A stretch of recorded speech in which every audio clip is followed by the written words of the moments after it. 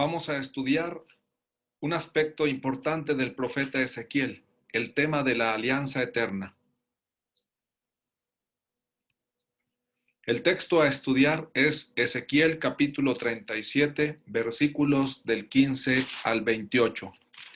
Dice así: Me dirigió la palabra el Señor, y tú, hijo de hombre, agarra una vara y escribe en ella, Judá. Agarra luego otra vara y escribe en ella, José.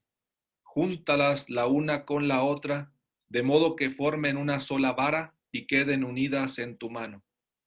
Y cuando la gente de tu pueblo te diga, explícanos lo que quieres decir, respóndeles. Esto dice el Señor: voy a tomar la vara de José y a juntarla con la vara de Judá, de modo que formen una sola vara y queden unidas en mi mano. Toma en la mano las varas escritas y enseñándoselas, diles: esto dice el Señor: yo voy a recoger a los israelitas de las naciones a donde marcharon. Voy a congregarlos de todas partes y los voy a repatriar. Los haré un solo pueblo en su país, en los montes de Israel, y un solo rey reinará sobre todos ellos. No volverán a ser dos naciones ni a desmembrarse en dos monarquías. No volverán a contaminarse con sus ídolos y fetiches y con todos sus crímenes. Los libraré de sus pecados y apostasías. Los purificaré. Ellos serán mi pueblo y yo seré su Dios. Mi siervo David será su rey, el único pastor de todos ellos. Caminarán según mis mandatos y cumplirán mis preceptos, poniéndolos por obra. Habitarán en la tierra que le di a mi siervo Jacob, en la que habitaron sus padres. Allí vivirán para siempre, ellos y sus hijos y sus nietos. Y mi siervo David será su príncipe para siempre. Haré con ellos una alianza de paz, alianza eterna pactaré con ellos. Los estableceré, los acrecentaré y pondré entre ellos mi santuario para siempre. Tendré mi morada junto a ellos, yo seré su Dios y ellos serán mi pueblo. Y sabrán las naciones que yo soy el Señor, que consagra a Israel, cuando esté entre ellos mi santuario para siempre. Comenzamos explicando lo que significa una acción simbólica. En este caso encontramos que el Señor le dirige la palabra al profeta Ezequiel diciéndole unas indicaciones. Agarra una vara y escribe en ella, Judá. Agarra luego otra vara y escribe en ella, José. El profeta, por lo tanto, tiene que escribir en dos varas, dos nombres. Después juntarlas, dice el Señor, júntalas la una con la otra, de modo que formen una sola vara y queden unidas en tu mano. A continuación, el pueblo preguntará, ¿qué significa este gesto, esta acción simbólica?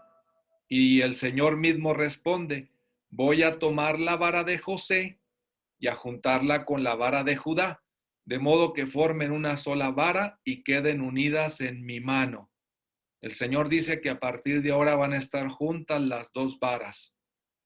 En este caso quiere decir que se empieza con una acción simbólica para manifestar de forma más fuerte el mensaje del Señor.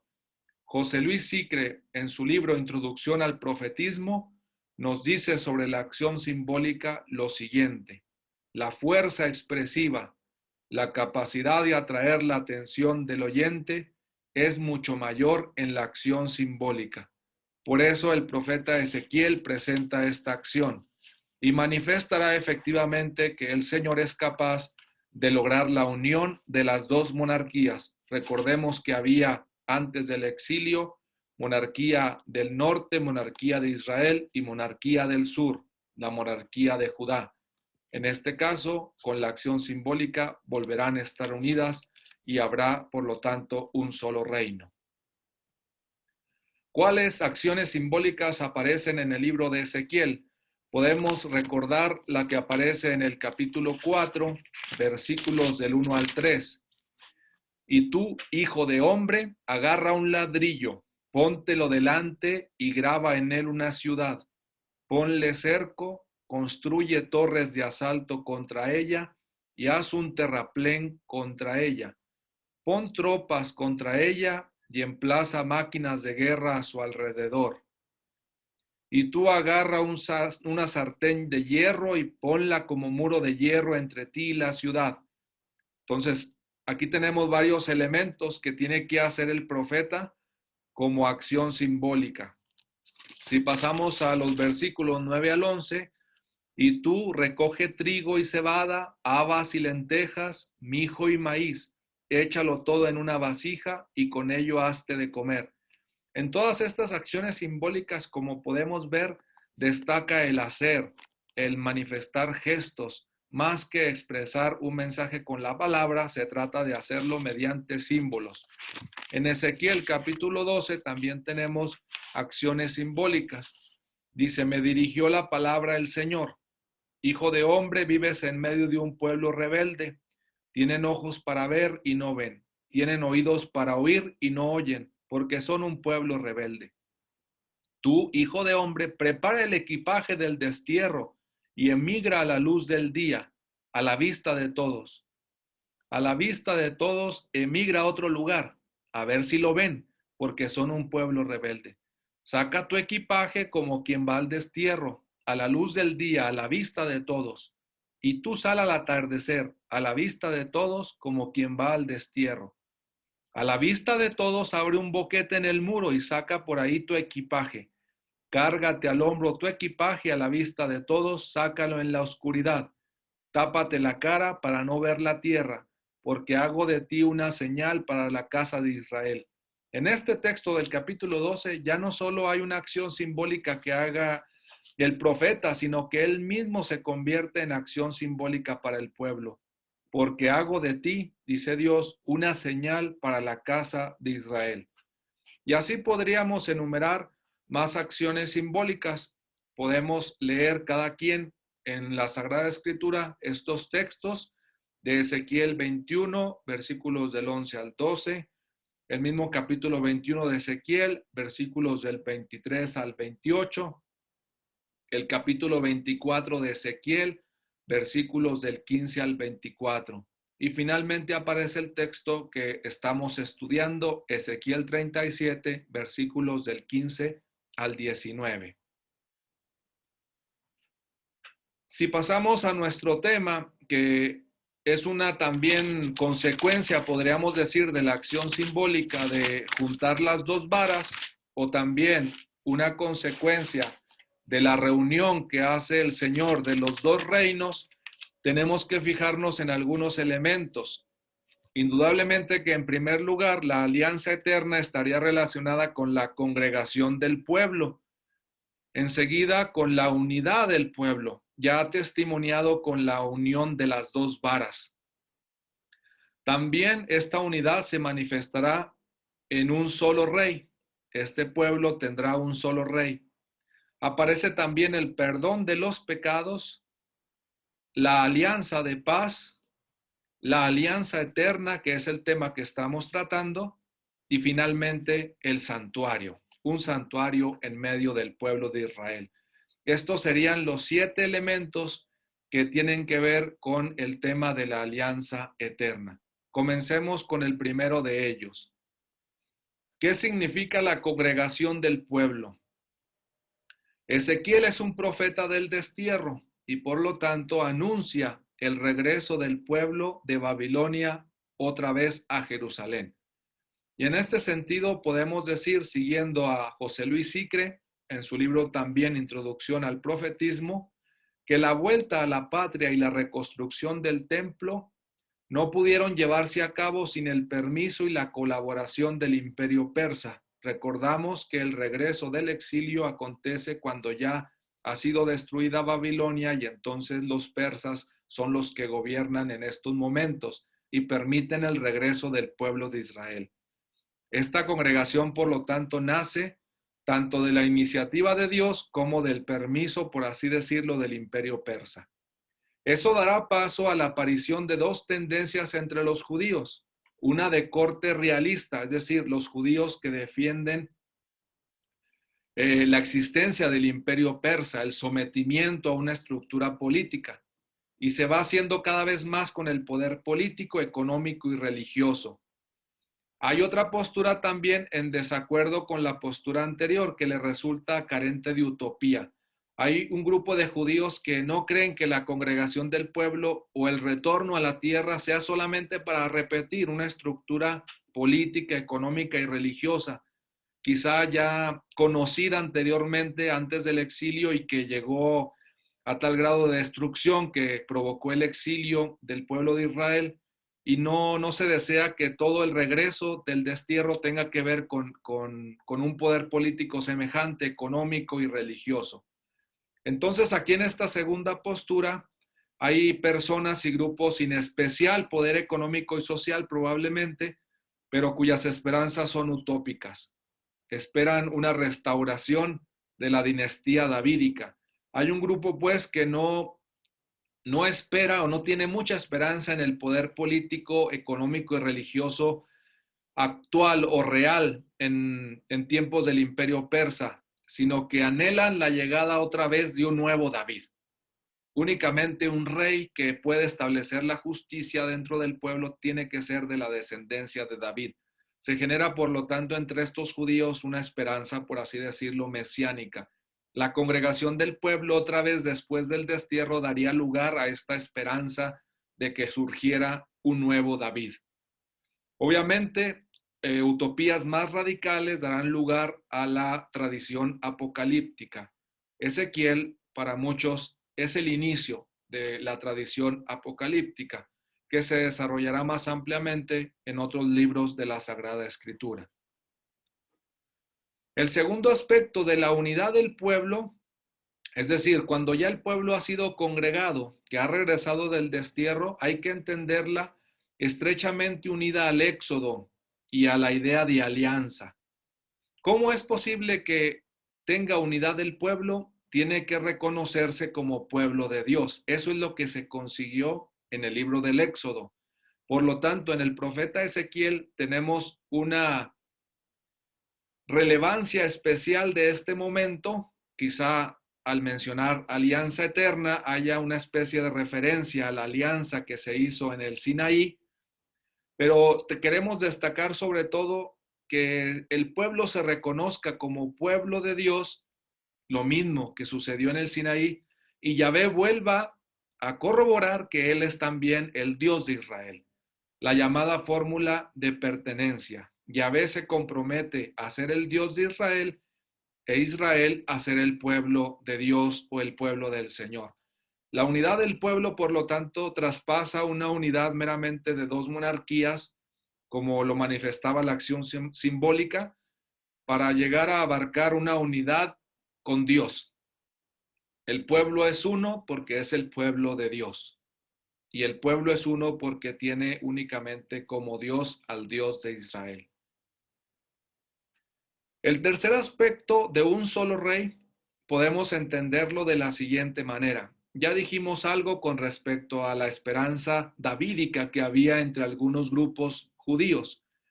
Ezequiel, a pesar de su llamamiento a la conducta responsable, a practicar el derecho y la justicia, es decir, tanto en el capítulo 18 y 33 el profeta Ezequiel anima y exhorta al pueblo, a los dirigentes, una y otra vez a practicar el derecho y la justicia. Sin embargo, tiene más fe en la acción de Dios. La esperanza mesiánica, la esperanza davídica tiene relación con la acción de Dios.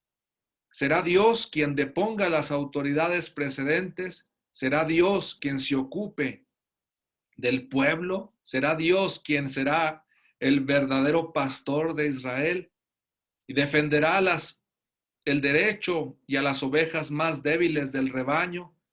Y un nuevo David se espera representará a Dios en la tierra. Todo esto pues configura lo que dice el profeta Ezequiel. Es verdad que cree y considera que el pueblo puede practicar el derecho y la justicia. cree y exige que también quien está como gobernante o como príncipes pueda lograrlo. Sin embargo, esto no deja, ni elimina, ni disminuye la fe en la acción de Dios, en que Él será el verdadero pastor y que suscitará un nuevo David para que sea su representante en la tierra, como aparece en el capítulo 34 del profeta Ezequiel. Es verdad también que en el libro del profeta Ezequiel, todo esto puede resumirse con una esperanza también realista, vamos a decirlo, es decir, no solamente una mera utopía, sino que se acentúa, por ejemplo, en el capítulo 45, versículo 8, mis príncipes ya no explotarán a mi pueblo, sino que adjudicarán la tierra a la casa de Israel por tribus. Y también en el capítulo 45, versículo 9, aparece la exhortación, basta ya, príncipes de Israel, apartad la violencia y la rapiña y practicad el derecho y la justicia. Dejad de atropellar a mi pueblo. Podemos ver, por lo tanto, que la esperanza davídica y la esperanza mesiánica oscila entre dos momentos. La desconfianza hacia los príncipes, la exhortación a los príncipes para que hagan derecho y justicia, y al mismo tiempo la acción de Dios como pastor, como único pastor de su pueblo y también con su representante David. El pueblo, por lo tanto, genera una gran expectativa, tanto en los príncipes terrenos como en el nuevo David. Y esto es muy importante destacarlo porque efectivamente el profeta Ezequiel oscilará de diversas formas entre la realidad y la visión ideal. El siguiente aspecto que estamos estudiando de la alianza eterna es el perdón de los pecados. El profeta Ezequiel habla de que el Señor perdonará los pecados de su pueblo.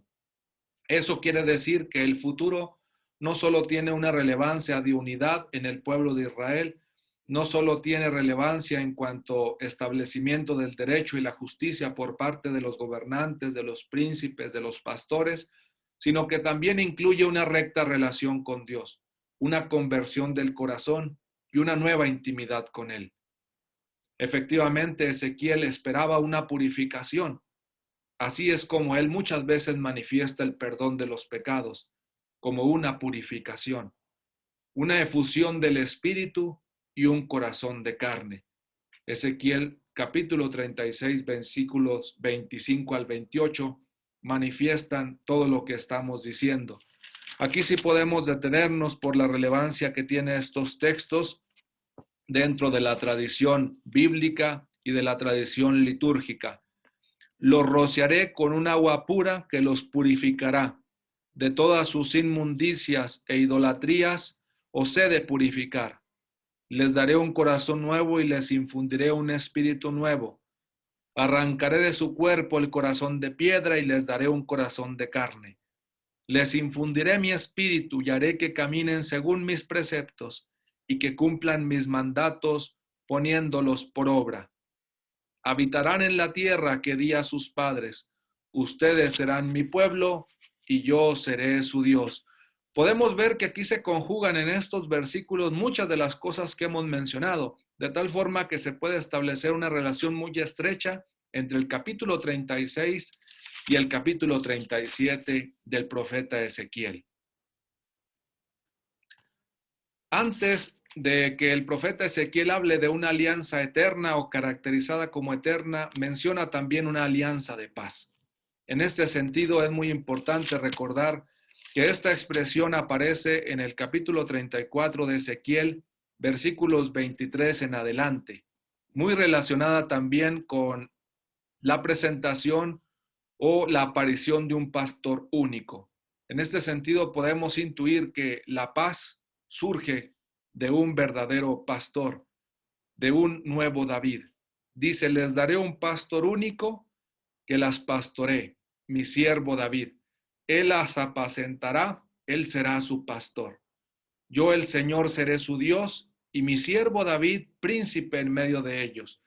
Aquí es donde se va conjugando una presencia de Dios y una presencia de David, de tal forma que el representante de Dios en medio del pueblo de Israel pueda transmitir lo que Dios quiere para su pueblo y entonces se establezca efectivamente la alianza de paz. Fijémonos, por lo tanto, que esta alianza de paz pasa pues por el nuevo David, por el siervo David. Esto es muy importante, pues, porque eso quiere decir que la paz nace también del surgimiento y de la aparición de una persona, lo cual va generando una fuerte expectativa mesiánica. De todas formas, hay que decirlo, esto tiene consecuencias también en la sociedad y en la creación, puesto que más adelante se dice que si hay una alianza de paz, entonces hay paz también con las otras naciones que ya no destruirán al pueblo de Israel, que ya no lo llevarán otra vez al exilio, que habrá lluvias, es decir, bendición de lluvias para todas las tierras y por lo tanto muchas cosechas. Tenemos pues todos estos elementos que incluyen una alianza de paz. Llegamos así a la alianza eterna y destaca sobre todo o llama la atención que por 5 veces o en 5 ocasiones aparece la palabra hebrea olam, que se puede traducir para siempre o eterna.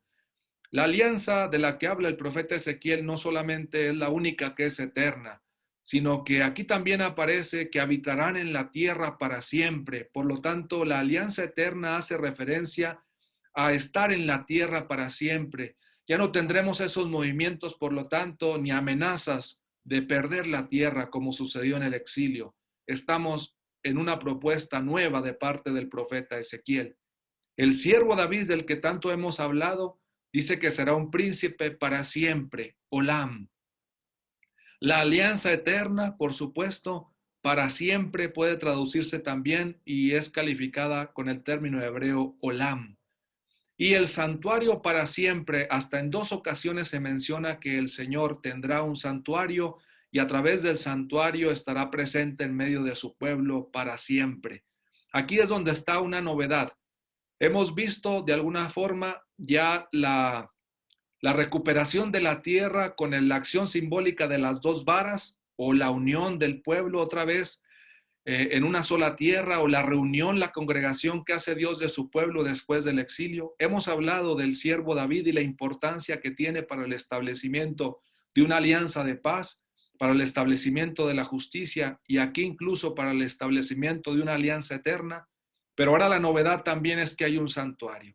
Esto no había aparecido anteriormente y ahora ya aparece para dar paso a lo que leeremos y podemos revisar a partir del capítulo 40 de Ezequiel, donde se da una larga descripción del nuevo templo y de la nueva tierra. La presencia de Dios, por lo tanto, tendrá 3 componentes fundamentales: habitar en la tierra para siempre, la aparición de un solo pastor, el siervo David, y finalmente también la reconstrucción del santuario o la presencia de Dios en medio de su pueblo a través del templo. Vamos terminando porque este texto del santuario y del templo es muy importante también para la teología bíblica y la teología litúrgica. En Ezequiel 47, este templo da vida a través del agua. Se habla de un agua que baja por el lado derecho del templo, aguas que desembocan en el mar muerto y que lo sanearán. De tal forma que se puede establecer una vinculación entre el capítulo 37, lo que el Señor ha dicho acerca de la alianza eterna, lo que el Señor ha dicho del santuario para siempre y un santuario que da vida, un santuario del que emana agua y que es capaz de sanear incluso las aguas pútridas del mar muerto. Al desembocar ahí estas aguas, quedará saneado el mar y habrá vida donde quiera que llegue la corriente. Texto que es muy importante en la teología litúrgica, sobre todo a la hora de considerar el agua bendita y el perdón de los pecados a través de rociar agua en el tiempo de Pascua. La relevancia eucarística de la alianza eterna es la siguiente. Nosotros, cuando se consagra el pan y el vino, por parte del sacerdote se dicen las siguientes palabras: tomen y beban todos de él, porque este es el cáliz de mi sangre, sangre de la alianza nueva y eterna, que será derramada por ustedes y por muchos para el perdón de los pecados. Hagan esto en conmemoración mía. Como podemos observar en el texto de la consagración aparece sangre de la alianza nueva y eterna. Podemos decir que se juntan las características que en otra de las clases hemos dicho acerca de la alianza nueva de Jeremías y ahora la alianza eterna de Ezequiel. En la Sagrada Escritura no solamente es posible hacer una relación entre sangre y eternidad, sino que tenemos otros textos con más aspectos de lo que significa una alianza eterna. De tal manera que lo que sucede en la última cena puede enriquecerse con todos estos textos. En una oportunidad, leerlos detenidamente, tenemos la alianza eterna que se hace desde el diluvio con Noé, en Génesis 9, versículos 12 y 16, de unos panes en el libro de Levítico, capítulo 24, versículo 8, la alianza eterna que Dios hace con David, de la que se habla en segunda de Samuel, capítulo 23, versículo 5, alianza relacionada con la justicia en el profeta Isaías, con la reconstrucción y la compra de los campos en Jeremías 32, o lo que se dice también sobre la redención y la salvación en el Salmo 105 y en el Salmo 111, y por supuesto en el texto que hemos estudiado, en Ezequiel 37, 26. Todos estos textos, toda esta teología bíblica enriquece lo que sucede en la última cena y nos ayuda a entender todavía más qué significa o qué está detrás de esas palabras que se mencionan en la consagración, sobre todo en relación con el cáliz. Tomen y beban todos de él, porque este es el cáliz de mi sangre, sangre de la alianza nueva y eterna. Terminamos así esta clase titulada Alianza Eterna en el profeta Ezequiel.